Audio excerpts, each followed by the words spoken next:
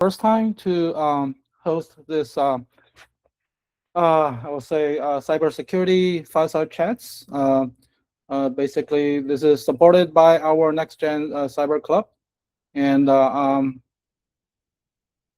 wait,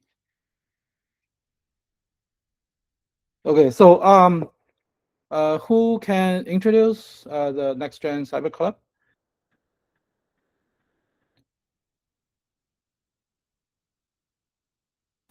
I could introduce it.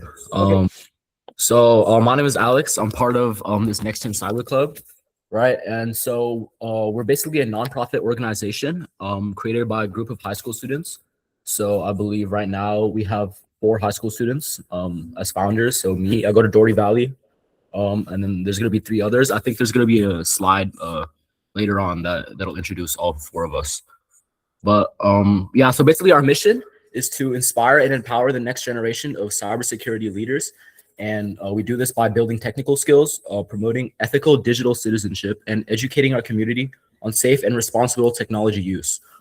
And this will kind of happen through hands-on learning. So we'll have a lot of labs and like activities that we host at different schools, collaboration, outreach, kind of like how we're doing to you guys right now, giving seminars and things like that.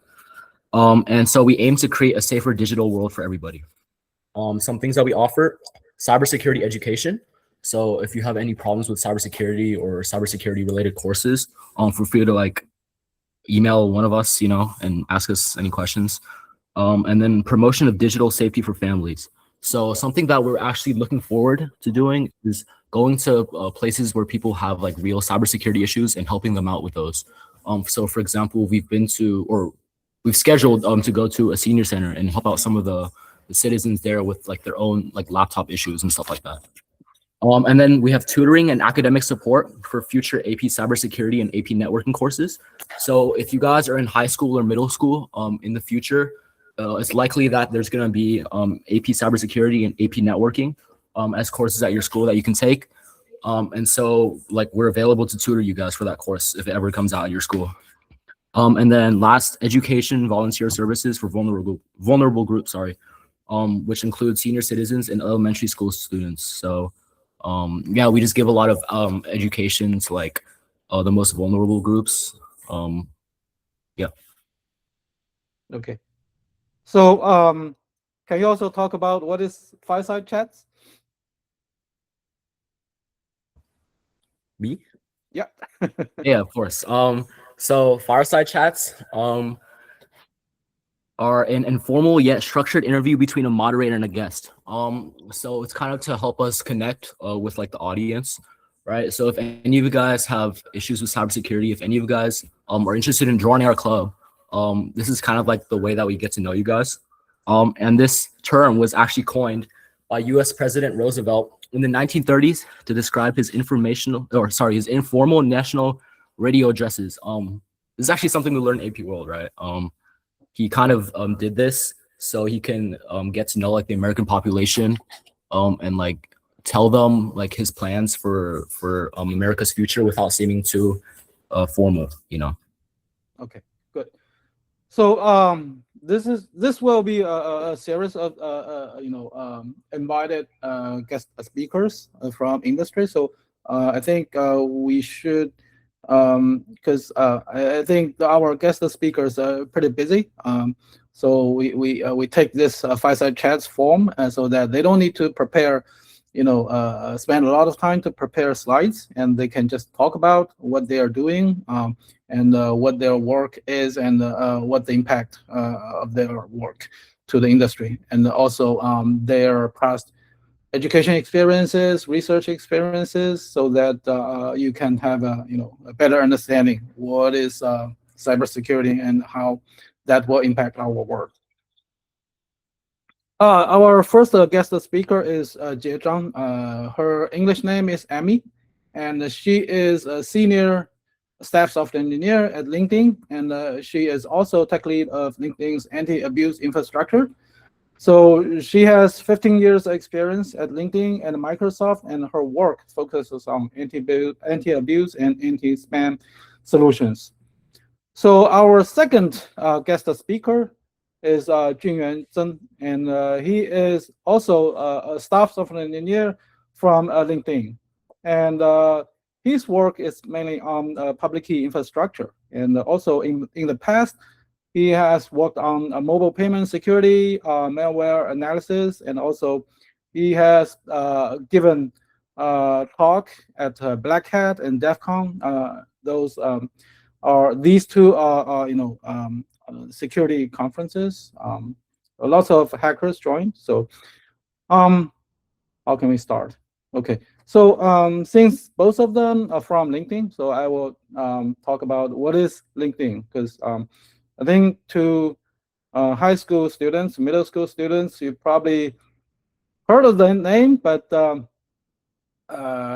you probably don't know what it is. LinkedIn is the world's largest professional networking platform. So as a student, you probably don't need it now, but if you after you graduate from college and you start work, and after a few years, you very likely you need to build your digital professional identity on it. So basically, it's a career-oriented social network. So on it, you can put on your education history, work experience, and also all kinds of certificates. And also you can use it to do a strategic networking, like reach out to peers, industry leaders, and also reach out to alumni. And also LinkedIn provides knowledge and skill acquisition, like expert-led online courses. And also I think the most important feature is you can try to find a job, search the opening job on LinkedIn. So and also lots of I would say the leadership from different industries, they share their thoughts, insights, their project updates, and also research on LinkedIn. So it's a pretty I would say career-oriented social network. Okay, so we can start from Emmy. So Emmy, can you introduce yourself? Although I talked about what's your background and what you have worked on, but I think it's better for yourself to introduce yourself. Thank you. And hi, this is Amy. My legal name is G, but you can really call me Amy. Yeah. So I was originally from China, and also come to go abroad. Like I first go to Canada and get a degree there, and then in 2011, in 2011 I moved to United States. I started working in Amazon as a software engineer, and then quickly I moved to Bay Area and started working in Microsoft for 2 years, and then moved to LinkedIn for 12 years. So since 2012, I was always working in the anti-abuse area in both Microsoft and LinkedIn. I had worked on multiple areas in the anti-abuse. So so basically, especially for my work in LinkedIn, because LinkedIn is whole kind of like a central execution mode, which means that my team is responsible for all the abuse behaviors, or all the anti-abuse defense for entire LinkedIn website. So we don't put the anti-abuse team in each product. We just be responsible for all the abuse areas in the website. So there are lots of very interesting problems, lots of new challenges from time to time. Basically is, the whole anti-abuse area is like, cat mouse game. It's very, very fun. Yeah. And keep evolving. Yeah. So that's one of the reasons why I stay in LinkedIn for such a long time, because there are always something new. Yeah. So sounds to me like what you're working on is like a central service for the whole LinkedIn. We are responsible. Yeah, you can think it's a central service, but actually we are our products are actually spread every places in the LinkedIn. Yeah. So for example, we could set up our own services. We could also, add some information in or change some website pages just to get more, abuse protections. So we don't own a single service, but our responsibility is to protect or mitigate all the abuse behaviors in entire LinkedIn website. So whenever there's a new abuse appear or a new LinkedIn features was released, we need to jump in and take a look at it to see what can we do to make sure there's no abuse behaviors. Yeah. Okay, so can you, because I mean, our audience is mostly middle school and high schoolers. So, can you give like a typical concrete example of either abuse or spammers, what it looks like and how it worked, and what's their motivation? Why do they need to do the abuse and to be a spammer? Sure. So there are tons of the abuse. I will pick a few examples here. For example, the DOS attack, right? DOS attack is an attack where the spammers could run lots of traffics and hitting the certain, let's say, LinkedIn website or hitting a certain LinkedIn page. Right, so that is because the total amount of traffic is so huge that it will tell the service are not able to afford so many traffic. Then the service will crash. When the service will crash, then there's no good users can use that service. Then they can see, oh, the website LinkedIn is not working. I cannot render the LinkedIn homepages. I cannot log in. That is just because the spammers use so many bad traffic. So it takes all the bandwidth that LinkedIn can afford to serve their traffic so that they cannot serve the good users. So in this way, the LinkedIn is done, right? So in this behavior, in this attack, they don't get any benefit, honestly. But there are a lot of other, they just want to LinkedIn to be done. But there are a lot of other examples they can get a benefit. They can even get money. Mm-hmm. Yeah. For example, LinkedIn has lots of accounts, right? And then some accounts are very, let's say, Bill Gates, right? Let's say Elon Musk, right? So some accounts are very celebrities accounts, right? Imagine the abusers can take over their account and publish some articles or posts on behalf of the Elon Musk or Bill Gates. They can even control the stock price. They want to manipulate the stock market so they can make money. They can make money. Yeah. So there are lots of examples. For example, like LinkedIn has lots of valuable informations about the users. You can imagine, right? LinkedIn is almost the only website where the people will put their real information and their education and the work skills information in, right? Imagine this information is so valuable than other website, right?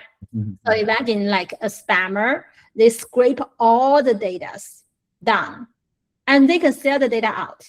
And then there are two things, right? They can make money by selling the data out so that the other recruiter services, they can just directly, email us without going to LinkedIn, right? Those data is valuable for them. They can get money by selling data.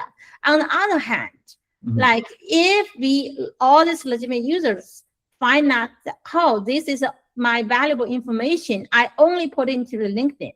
But right now it's leaked, right? It will hurt the privacy of the legitimate users. They don't trust the LinkedIn. They probably, has less activities than LinkedIn, or they dare to put any new information in LinkedIn. Right? Yeah. Will give trouble to LinkedIn itself. So, okay. So my understanding is for LinkedIn, so the user can decide what kind of information they want to put on their profile or page, right? So they have the control what information to publish or not, but how come the abuser can get all those non-public information from? Yes. So first, even the public information are also very valuable. Mhm. Imagine how many information people put on their profile pages, right? By only having this information to be stolen, to be leaked, is already hurt the user's privacy. I would say this cannot be called stolen, right? Because if it's public, then it's public, right? Yes, but actually, it is still if they get all this information in the large scale, they still hurt users. Yeah. It's more like a website crawler or something like that. They try to get as much information as possible. Yeah. Okay. Because if you get only a few members' information, you can easily do that manually, right? But when they share data, they need to share a very big chunk of data. I see. Yeah. So probably there's some professional group. They want to actually provide a kind of consulting service so that they scrap all the this public information about a company or about some celebrities, and then they can like say, okay, I have this profiling of this company, and if you want to do some investigation and you want to research this company, okay, I have information to sell to you. So actually, the number of the company and the number of celebrity are not much. But the majority of data are our users, our LinkedIn users, who put our education and job or experience or skills, all these things there. So if these are the majority of the information, because like the company and celebrity, when the total volume are not that much, they can easily do that manually. It's very hard to defend, and also a lot of company really want that to be public. They want more and more people know that, right? But for our users like you and me who use the LinkedIn, we don't want our information to be like still everywhere, right? And even it's something I put as a public, right? Second is that even the information that I put a private, let's say my phone number or my email address, some people choose not to be visible in the profile, but then they can get it by the account taking over. Okay, so I remember I heard about one kind of impersonation attack. So some famous like very high end, like high level engineers, they find their information is duplicated, and then that guy use his information to try to connect all the other industry experts, and then you don't know what they want to do. Yeah, impersonation is also very common attacks, common attacks in the LinkedIn. Yeah. So is there any way to prevent this kind of attack? Yeah, so it depends. If it's like for actually impersonation are easier, because impersonation we can easier do the grouping. Right, you can find there are two exact same profiles. Exactly. Yeah. So of course, like if that guy never if the real person never create account in LinkedIn, it's hard. But most of the impersonations are done by they already have the account, because the good users, let's say the influencers or celebrities information are more valuable to be impersonated. So it's normally it's already there. Yeah. And impersonation used to be a big problem many years ago, but right now it's easier. It's easier, way easier. Yeah. Okay. One more question. So I mean, this year, I think recent years, we all know AI is, very popular and becomes more and more powerful. So, will AI make abuser more powerful, and also would AI help you guys to defend, have a more stronger anti-abuse solution? So, Yeah. So actually, the AI is kind of like twofold sword. So basically, AI on one hand, it will help the spammers or the abusers so that they can easily create more sophisticated attacks. Let's say I send a message to you, I try to connect to you and I send a message to you, and then I try to cheat you, let's say with some you try to get money from you, right? Like, or do some fraud, or do some, like, cheat you to have some fake jobs, right? Something like that, right? Previously, without AI, it's not that, it's easier because they cannot create so many different customized messages or to make the conversations easier, smoother, right? And then then we can, like, relatively easier to use the keywords, common keywords, and to check the message content and find it out, right? However, with AI, and also, like, even the recipient of the messages can easily tell it, right? Because it's like a pattern, right? It's not like, as you talk more and more, it's more like talking to a machine, not a human being, right? But with AI, it's more sophisticated, and the conversations looks more and more nature, right? Like human beings. So rational. yeah. And that's one example. Another example, let's say when we find out a certain activity is kind of like is suspicious, right? Sometimes, but some suspicious level is not that high. It's kind of in the gray area, right? So traditionally, we are giving them some challenges, like capture, for example. The most common challenges are the capture, right? I show you a small pictures, and picture has some, some words, right? And then inside, I let you write down, tell me what is the words. Or right now, the capture evolves to some images. Right? Let's say you have to, make a puzzle or something, right? Or rotate an image, something like that. So it used to be very helpful for us to differentiate it's a machine or it's a human being. But right now, with AI, it's so hard. Because AI can solve those captures way better than even human beings. Because human beings sometimes make mistakes. I see. Yeah. Okay. Good to know. Okay. I think now it's time for Junyuan. So I still have a lot of questions. But I think I can ask you. I can ask you in the Q&A session. So Sure. okay. Junyuan, it's your turn. So I remember you prepared the PKI slides. Do you want to present it? No, too much information. We only have 15 minutes. Okay. Yeah, that's fine.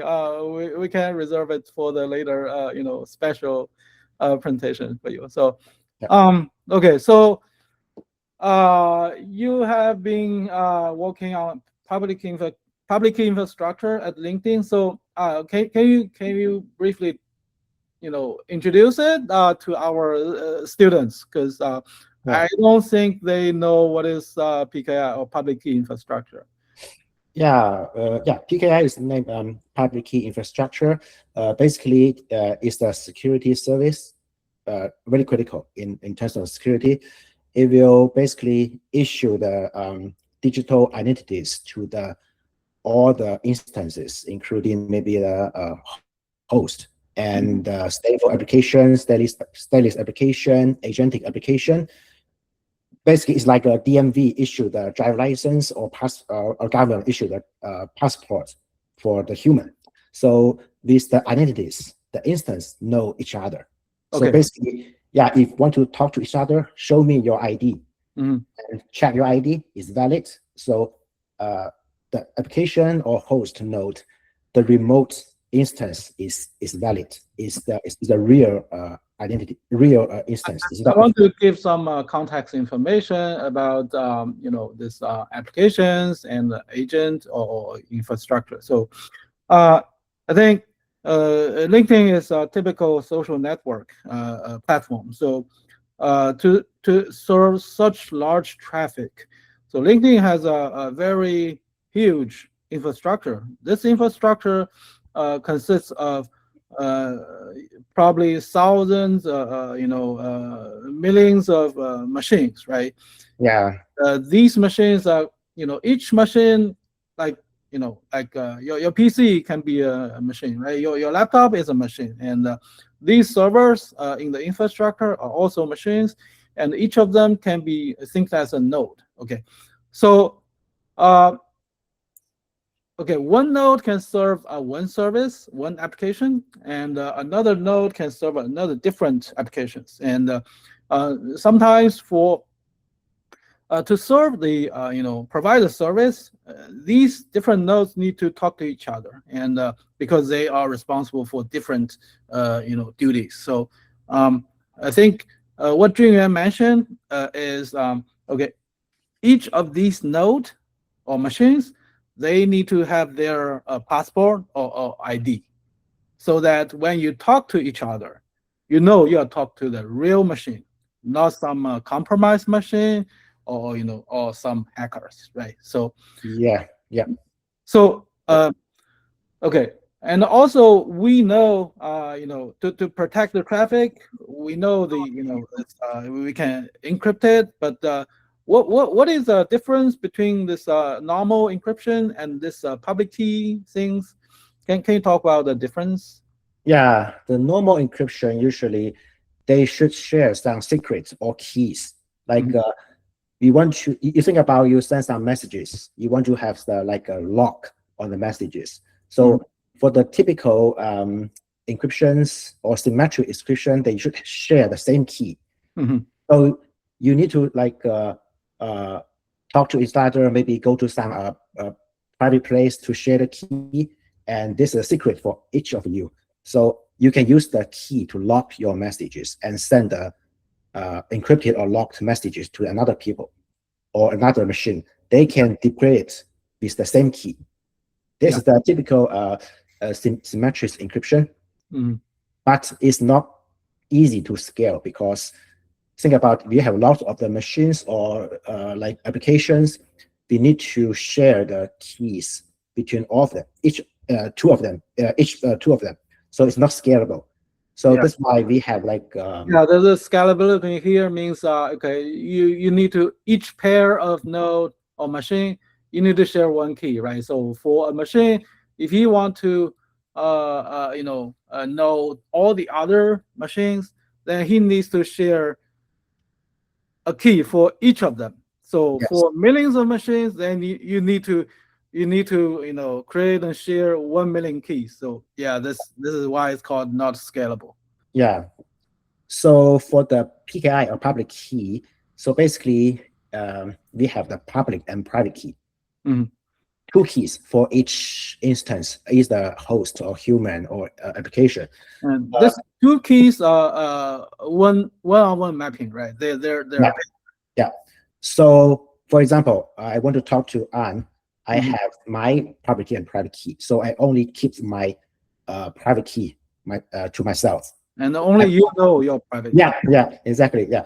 So my public key can be public. For example, I go to some authorized website and publish my public key. It's similar to your public address. So people can check this website is okay and information is correct. They can copy or download your public key or public information to their site. They can use the public key to encrypt or sign their messages and send to you. Anybody, if they can intercept the messages, they cannot decrypt it because only me with the private key can just decrypt the messages and get the information. Okay, so that means everybody can send a message encrypted to you, and only you can decrypt it. Yes, anybody can encrypt, but only me can decrypt it. Yeah. Okay, I remember there's another way to use public key and a private key pair. So what is that? Oh, so you mean the signature signing, some parts for that? Yeah. I think that's the other usage of public key pair. So because only me has my public key, Private. I can use it as my signature. Uh-huh. So for example, I have messages and send to somebody. but the message can be modified by the man or human or some machine in the middle. So I can use my private key as a pen or something, just stamp it, use my signature, or use my private key, generate a signature, attach the information to my original messages, and so send both of them to maybe to Alan. So Alan can read the plain text. Okay, is there some information, but he's not sure the message was modified or not. But I have a signature there. He can verify that. Okay, this is already signed by Junyuan, so the messages is not modified. Okay, how can I verify? You mean use public key? Yes, using public key. I see, I see. Yeah. Okay, so we get the public key from you said from some legal or legitimate website. How can we know that website is authentic? Yeah, so usually we don't have that website, but we have the kind of like CA, like certificates authorities. As I mentioned before, like it's similar to the how DMV or government works. So each government have his own private key and his own public key. We can like pre-install or something the government's public key in your website, in your web browser or in your machine. So that public key is matched to the private keys for the government or for the DMV. So if I send my driver license to you, you can verify that because the government signed my driver license with his private key. And given that you already have have the government's public key in your site, you can use his public key to verify the signature. Something like that. But basically, it's the root of trust chain. Like we should have like some CA public key distributed at the beginning, like in your browser, in your machine, and based on that, we can verify the government, and then based on government signature, verify your identities. I see, I see. So that means, okay, so when you want to send a message to me, you use your private key to sign the message and append your signature, right? And then you also append a certificate, which include your public key, and also that certificate is signed by the DMV. And then since everybody has the everybody has a DMV's public key. Yes. Embedded in browser, then we can verify, first your certificate, right, which can includes a public key, so that then we know that your public key is valid, and then we use that public key to verify your message's signature. So yes, in that case, yeah, we only need to know the DMV's public key, and we don't know everyone's public key, right? Yes, exactly. Yeah, I think this actually is kind of public key infrastructure, right? Yes. Yeah. Okay. So you talk about this is very important for the LinkedIn's infrastructure, but I remember you also mentioned, offline you mentioned it's also important for the AI agent, right? Yep. Why? So yeah, AI agent, at least at LinkedIn is the application or client, something like that. It's an instance. It needs to get its identities, like either tokens or the certificates.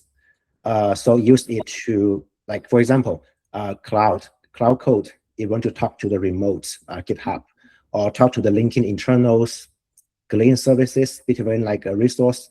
You need to have his identities to talk to different services. Like, for example, I represent Junyuan, so this is my certificate, and use the certificate or ID, talk to different remote services. If verify is me, it will give him what I can get, and then return back. Yeah. I see. So in that sense, I think the AI agent, there's no difference between AI agent and applications or servers, right? They both need to have this identity to prove what Yeah. who they are, and otherwise we don't know. We can't guarantee you are talking to the real agent or real application or real person. Yeah. Okay, so all right, so I think does anyone has questions? Feel free to throw your question into the chatting, so we can answer the questions in Q&A session. So we still have like 2 minutes for Junyuan's session. So okay, I actually have many questions want to ask you, but we will only have 2 minutes. So okay, you mentioned you are actually you gave presentations at the Black Hat and DEF CON. So what is Black Hat conference, and also what is DEF CON conference? Yeah, they are very similar. Basically, they are both are top tier industry security conference. Mm-hmm. So in the conference, there are different like sections, including the main sections. Like for example, you have some security discovery, and you have some excited security features, something like that. Mm-hmm. You can share it in the conference by giving a talk, like Mm-hmm. present what you do and what's your finding. And there's other sections. Some of them can be used for like training purpose, like security training. I see. Yeah, and more important, there's some social network opportunities. So you meet all the great people in security domain. You can talk to each other, build a good connection. At the guys in your LinkedIn social network. Uh-huh. So yeah, I mean, more important is like the place you can meet more people who Uh-huh. share the same interests with you. Yeah. I see. So what's the difference between Black Hat and DEF CON? So I think the Black Hat maybe has more hardcore securities, like vulnerabilities discoveries focus. But for DEF CON, it's more like I mean, it still shares the talk or something like that, but it's more like a training purpose. Training, I see. Yeah, more focus on a lot more trainings. Yeah, but in terms of the qualities, the Black Hat is top one. Yeah. I see. Good to know. Okay, now we are in Q&A session. So, hey, students, please ask your questions, and I believe Junyuan and Jay would be very happy to answer your questions. So don't be shy. Raise your hands, or you can directly ask.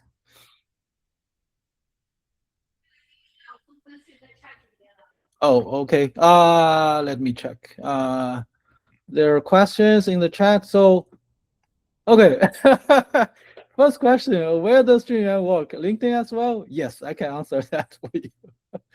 Wait, where's the? Okay. Is private and public key automatically processed by AI agent at LinkedIn?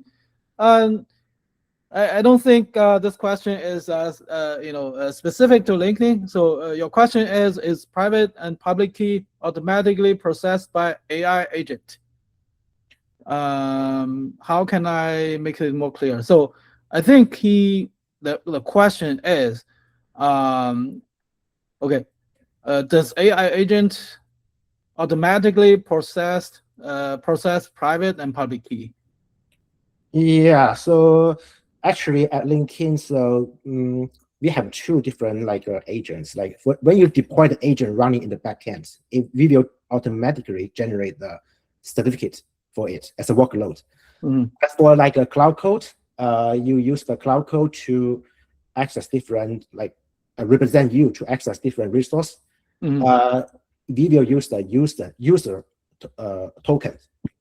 Yeah. Uh-huh. So basically, we do some like OAuth, like generate some tokens and use a token, give the token to the AI agent. The AI agent use your AI token or ID to talk to different service. Yeah. I mean, yeah, it's automatically. Yeah. Yeah, so I think I want to clarify it because this private public key pair, the traditional, I mean the normal way to work is you need to generate this key pair first, and usually, the user can, ideally the user should generate this key pair, and then the user should initiate to talk to the certificate authority to generate a certificate for his public key. Okay, and then you can send out your public key to the other end to verify all the signature from you. Okay, next question. Will quantum computers be able to break the current encryption scheme? Yeah. So most likely, yeah. In theory, if I can break the existing PKI infrastructure or encryptions much more faster. I mean, maybe Anne has more experience for that, but yeah, for our side, yeah, we have some plan to migrate the new algorithms for post quantum, but I think still not there yet. So just in theory, in the future, 1 or 2 years or 3 years, we may do some migrations for the PKI, right? We use the SA or other algorithms. Like in the future, we want to migrate to some algorithms that is not easy to break by quantum computers. I can add more information about this actually. I think NIST. NIST is what is the name? Full name? National Institute of Standard. So basically, they have standardized a PQC algorithm, recommended PQC algorithms, and I think there are two types of usage of this public key private key in current. So for encryption, for symmetric encryption, the encryption AES encryption using symmetric key, they're safe. Okay, you don't need to worry about that. But we have to establish the key for AES before you can actually encrypt your transmission, your message. So public key private key pair can be used either sign the message or do the key establishment. Okay, so what everybody try to migrate to PQC algorithm now is to migrate the key establishment algorithm, because if you don't do that as early as possible, attacker can save all the current communications, and then later when the quantum computer is available, they can figure out the key establishment protocol and then figure out the established key and then decrypt message. So that's why we want to migrate to PQC as soon as possible. But the quantum computer is still not there yet. There's still a long way to go, and all the experts saying they don't know when it will be available. Okay. Next question. How do you use Linux or related tools in your field on a regular basis? Any of you can answer this question?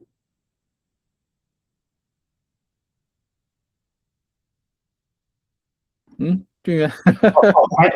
Sorry. Yeah. So right now we only use the cloud code. Before, to be honest, before we familiar with lots of tools in Linux, like regular command, right? Like GitHub commands, and also like a compiler, a lot of them. Right now, since we have a cloud code, yeah, I usually don't do too much. Like we have like enough like tokens to use. Okay. Right. Tools, yeah, and we have some ranking for that. Or other popular programs you have observed being used in. Yeah, I think in high tech world, in companies, especially for cloud company, we use Linux tools a lot. So next question, in LinkedIn, any different security challenges for web page user and mobile app users? I think Jay, can you answer this question? Yes, yes. Yeah. So basically, the whole we try to use the same challenges or same security challenges as much as possible, so that it can be consistent.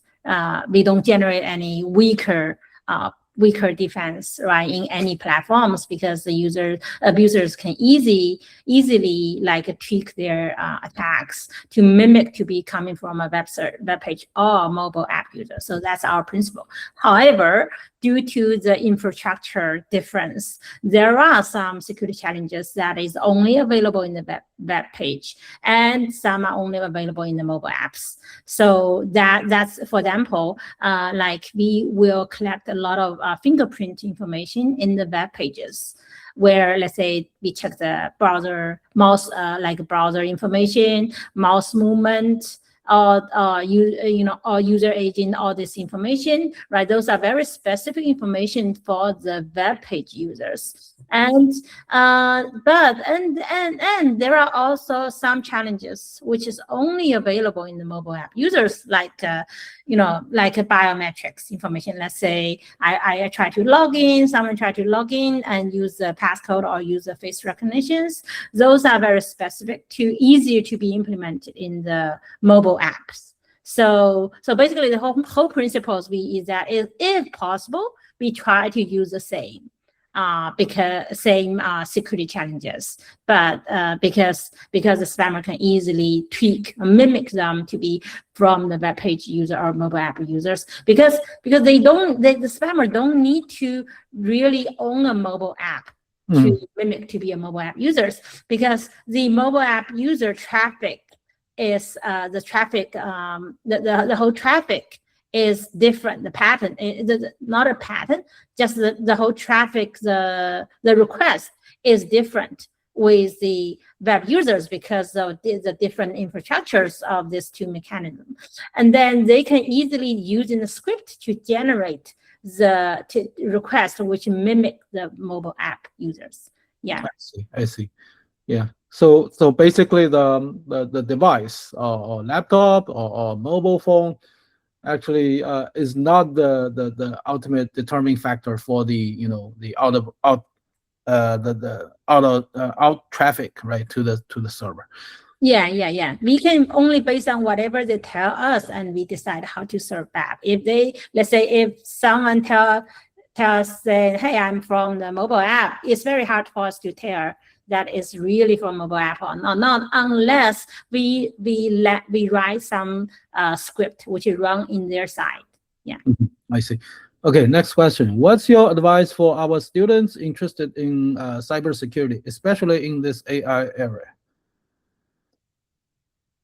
Junyuan, can you answer this question? Yeah, I think it's a very good question. So basically, yeah, after with the AI programming analyst, so most of my work is for the designs and also talk to people, alignments.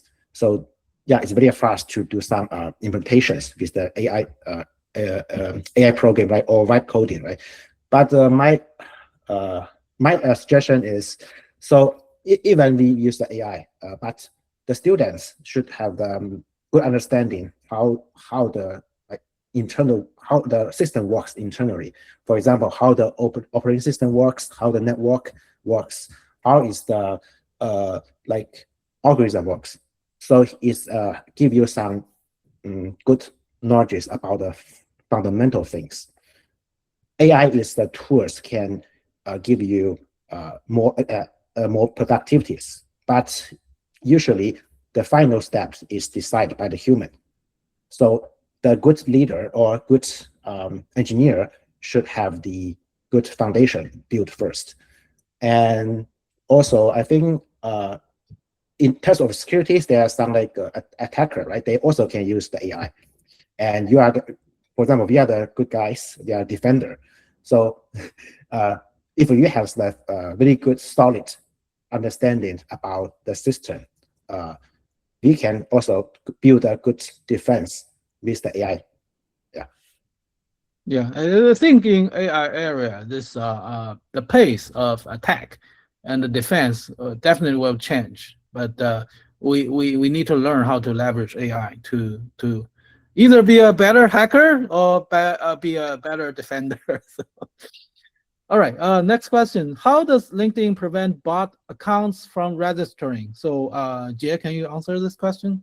Yeah, I will rephrase this question to be: how does this social website companies prevent bot accounts from the register sign up?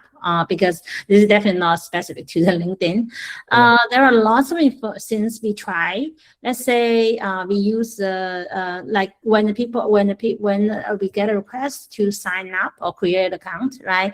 We will collect a lot of information like IP, right? The user agent, like the headers, and even as they sign in, we'll also put like let's say their names, their emails, the names, the emails, etc. Right? Sometimes put an age or some more informations. Right? We will first take a look at those informations to have a very quick check. For example, let's say IP information, right? We will check out, do we see a lot of bad traffic on from this IP in the past? If we do, then we think this IP, the reputation of this IP are bad, right? Then we try to either block it from the sign up, or we give some challenges, ask this user to prove that he's good, right? That's a quick look when the account was created. However, there are some checks that we can do that quickly after the account was created. Let's say every day we could take a look at it, see, do we see a lot of accounts that are created from the same IP at the same date?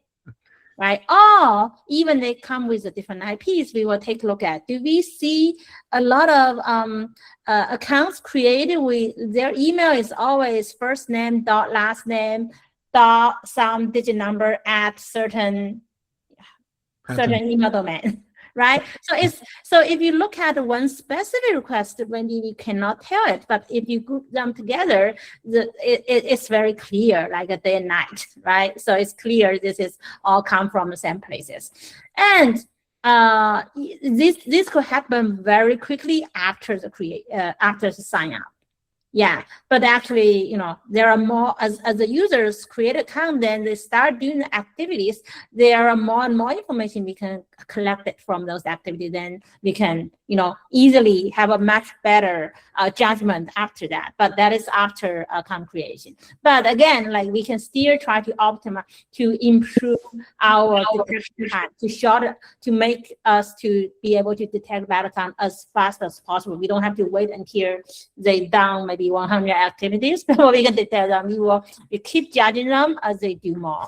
Because if they create account, but if they do not able to do any bad things, then it's not generating any hurt. Yeah. Mm-hmm. Yeah, I think we have answered all the questions. And our time is up. So yeah, very well. I think I really want to thank our guest speakers, Amy and Junyuan, and spend precious Friday night's time with us to share their experience in industry and what their work, and really thank you. So yeah, thank you. I think that's it. This concludes this fireside chats. I think we're doing very well.